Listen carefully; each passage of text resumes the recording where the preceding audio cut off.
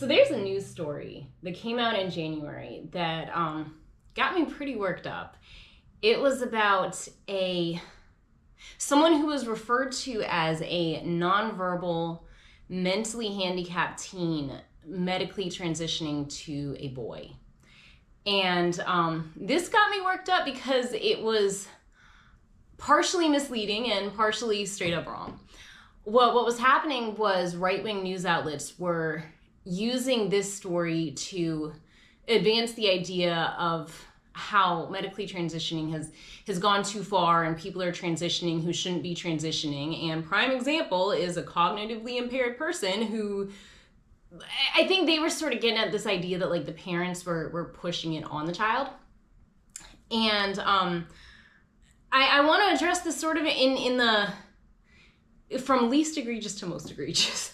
And the least egregious here is referring to this person as a teen, because in that case, this is absolutely correct. This person was or is 19 years old. So that does classify as a teen. But in the article I was looking at, this person was referred to as a teen over and over again and was never referred to as an adult.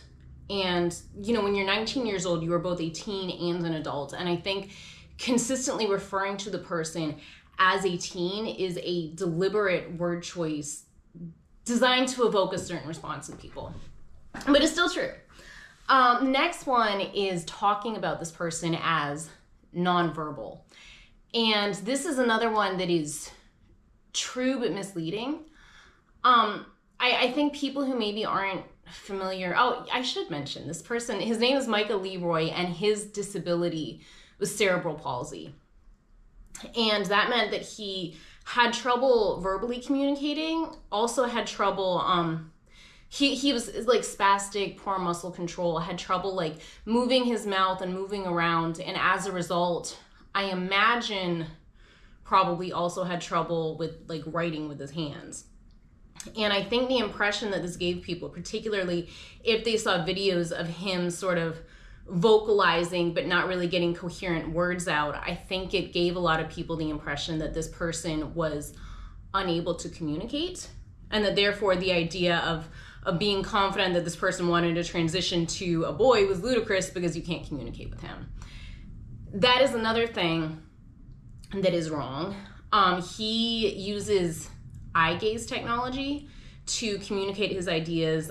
He's actually an advocate in both the disability community and the trans community and their intersection. If you look on Instagram, there's actually an interview that he does where he's using that technology. He has a translator in the interview, but he is responding to the questions that are being posed to him.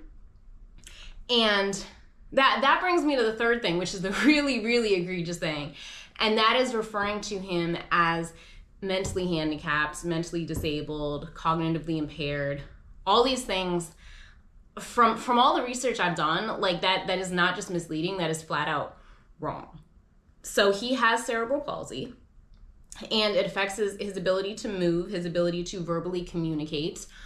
On the other hand, this guy is a college student at the University of Minnesota, and he's a straight A student on top of that.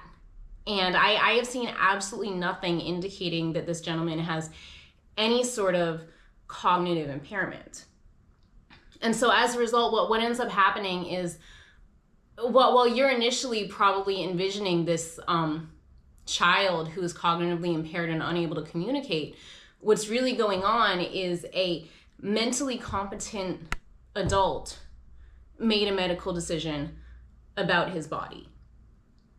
That is absolutely within the realm of things that are okay to do. I mean, I think even the people who are more anti-trans, I think at least admit, like, hey, if you are an intelligent adult who is able to make your own medical decisions and you decide that you want to get a double mastectomy, which is what this guy got, you can do that.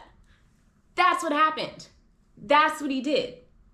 Not only is that perfectly okay by almost everyone's standards, but it is very harmful to the disabled community to look at a person who is physically disabled, physically struggles with verbal communication, and come to the conclusion that he is cognitively impaired. You know, I know the disabled community already struggles from that you can sometimes look at a person who is physically impaired and make assumptions about their mental state that are incorrect. And to go ahead and not only do this, but then propagate this false idea that he was the victim of the medical establishment and woke ideology and other people were transitioning him, that just disgusts me. That's all. It disgusts me.